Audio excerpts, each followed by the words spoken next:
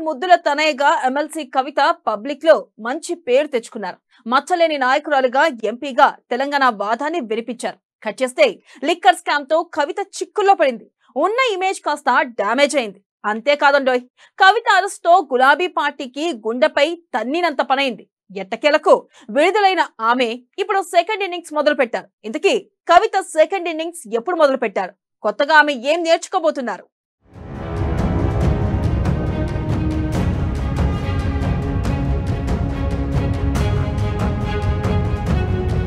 Party కార్యకర్తలతో MLC కవిత సమావేశాలు.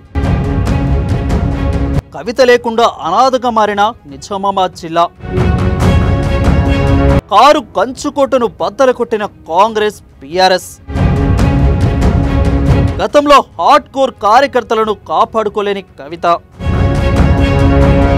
ఇప్పుడు కొత్త పాఠాలు నేర్చుకున్నదా? జనాలకు నేరుగా ఆమె దగ్గర కానుందా?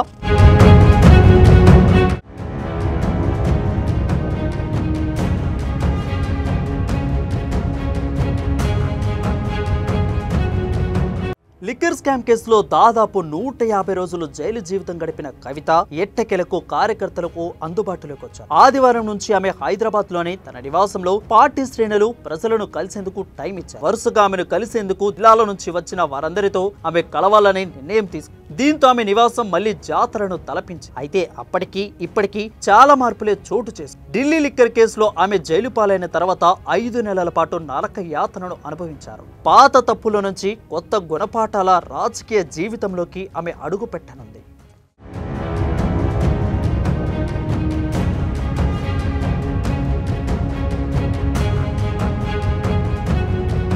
ఓ రకంగా చెప్పాలంటే ఎమ్మెల్సీ కవితకు ఇది పొలిటికల్ లైఫ్ కు సెకండ్ ఇన్నింగ్స్ లాంటిదని చెప్పుకోవచ్చు. పార్టీ ఓడి ప్రభుత్వం పోయిన తర్వాత ఆమె సొంత జిల్లాలో పార్టీ పరిస్థితి మరీ దారుణంగా తయారైంది. తిలా పాపం తలా పిడికలు అన్నట్లుగా అంతా కలిసి జిల్లాలో పార్టీని భ్రష్టు పట్టించారు. ఎమ్మెల్యేలదే అక్కడ అంత అధికారం. కవిత చెప్పింది అక్కడ అమలు కాలేదు. ఆమె కూడా ఎమ్మెల్యేలకు భయపడింది, ఏమీ చెప్పలేకపోయింది. హార్డ్ కోర్ కార్యకర్తలు నాయకులను కాపాడుకోవడంలో ఆమె పూర్తిగా వైఫల్యం చెందింది. ఈ పరిణామాలు పార్టీని ప్రతిష్టతను మరింత దిగజార్చాయి.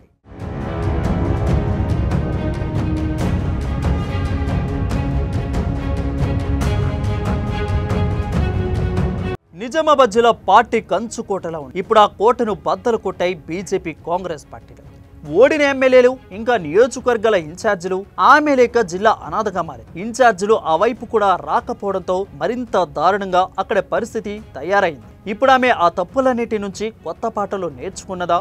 ఇందుకు పూర్వంలా జనాలు ఆమెను కలవాలంటే కోటరి గోడలు బద్దలు కొట్టాల్సిన అవసరం ఉందా? వారిని దాటి వెళ్లేందుకు మార్గం సులువైందా? ఇంకా అట్లనే అక్కడి వాతావరణం ఆమెను 4 గోడలకు బందీ చేసేలా ఉందా? జైలు గోడల నుంచి 4 గోడలకే ఎమ్మెల్సీ కవిత పరిమితం కానుందా? స్వేచ్ఛగా జనంతో మమేకం కానుందా?